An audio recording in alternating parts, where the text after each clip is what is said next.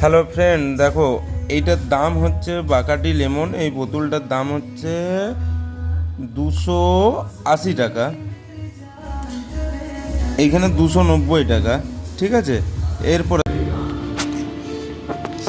একটা জিনিস দেখো ফ্রেন্ড, এই বোতলটা বাকাটি লেমন, এই যে এই বোতলটার দাম হচ্ছে 290 টাকা।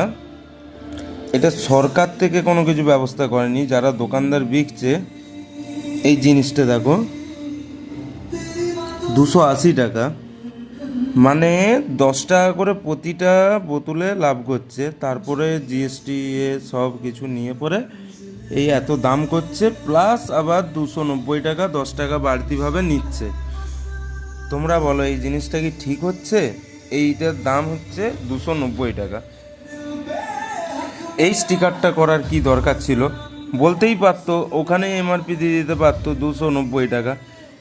মানে কিভাবে ভাওতাবাজি চলছে আর কিভাবে মানে জায়গাটা খারাপ করছে আমাদের এইটা ওয়েস্ট বেঙ্গল। সত্যিকারের বলার মতন কিছু নয়, ভালো করে দেখো। আর এইটা হচ্ছে 290-এর পিন। যত পারো এই ভিডিওটা শেয়ার করো আর সবাইকে এই জিনিসটা শেয়ার করে বলো এই বোতলটার এই রকম ব্যাপার।